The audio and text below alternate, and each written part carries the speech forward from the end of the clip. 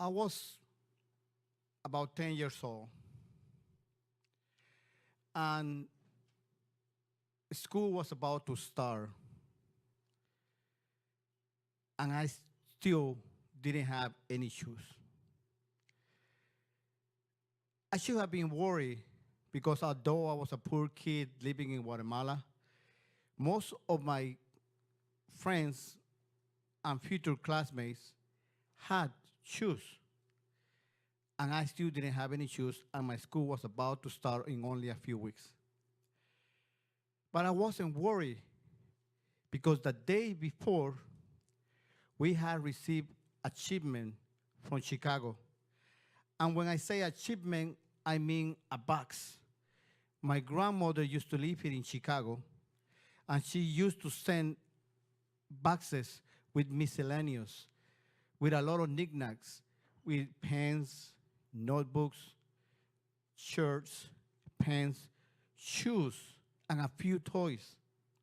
So I was very sure that in one of those boxes that my grandmother had sent, there was going to be a pair of shoes for me.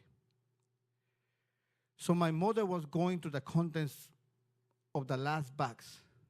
She had already given most of the stuff to either my siblings or my uncles or my dad or herself, and there were still no shoes that would fit me. Suddenly, my mother took out a pair of Converse shoes, high-top Converse shoes. I had never seen a pair of shoes like that in my life before. I mean, I had seen them, but I had seen them in the movies, on TV. I never seen anybody wearing any shoes like that. I didn't even believe that those shoes were real until I saw those shoes. And I look at the shoes, and immediately my mom is like, nope, these shoes are too big for you. Mom, I don't have any shoes, I told my mother. Fine, try them on, she said. So I went to a corner of the room and tried one of the shoes, and yeah, it was too big. So I grabbed a little bit of newspaper, and I stuffed it in the top of the shoe, and I put it on, and I tied them really tight. And my mom looked at me, and she's like, yeah, the shoes are too big, but fine. You could keep them, just make sure that you take care of them.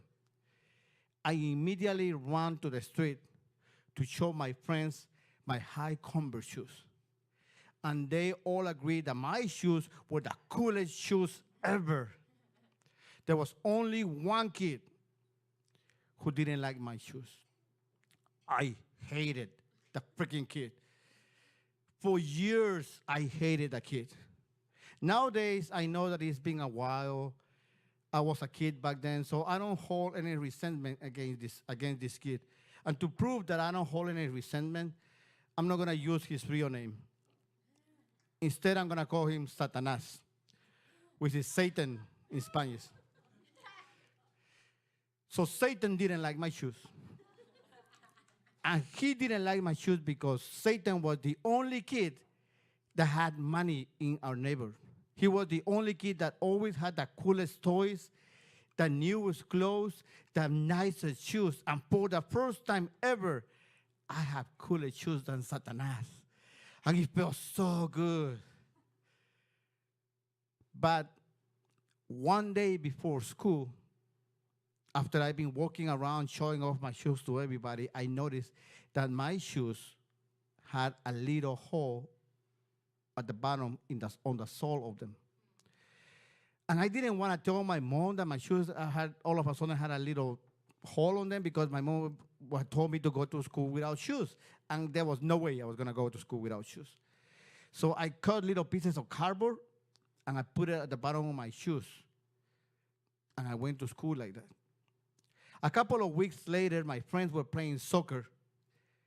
And I wanted to play soccer, but I didn't want to mess up my shoes. So Satanás started to make fun of me because, oh, he doesn't want to mess up his shoes.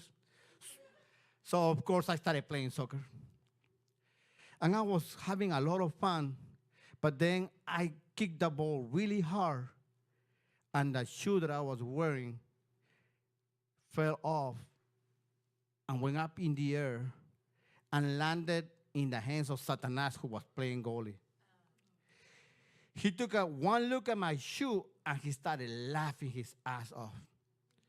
But before he could show the shoe to my friends, I ran to Satanas and I took the shoe away and then I ran straight home. You see, by the time I got home, I took off my shoes when I got home and I looked at my shoes. By now, the little hole that appeared on my shoes a couple of weeks earlier had gotten so big that I could put my hands to the holes of the shoe and hold them as if they were puppets. And I imagine myself telling my mom that my shoes had holes in them.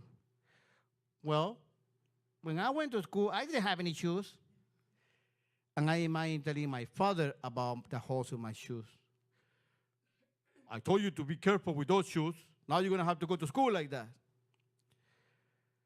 I didn't know what to do. For years, I remember the night when I didn't know what to do. The next day, I went to school. And when I came back from school, Satanas was waiting for me.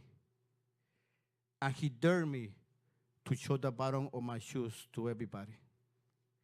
For years, I used to remember the look on the face of Satanas when I showed him my shoes, and I would laugh my ass off. Because when I showed him my shoes, and he didn't see any holes at the bottom of them, he could not believe it. You see, that night, when I realized that I had to go to school the next day and I knew that the kids were going to make fun of me, I went to a garbage dumpster that was near the house and I looked for a pair of shoes that were about the same size as the shoes that I was wearing.